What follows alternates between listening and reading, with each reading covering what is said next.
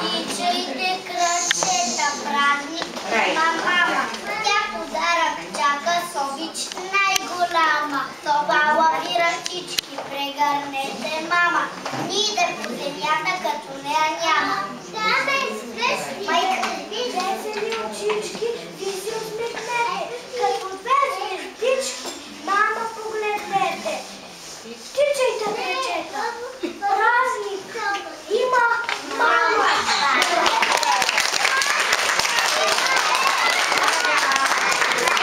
Всички знаем, че повода за нашата среща на чашка топъл билков чай е точно по повод това, че мама утре има празник.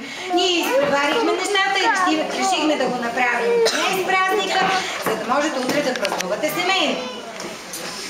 Знаем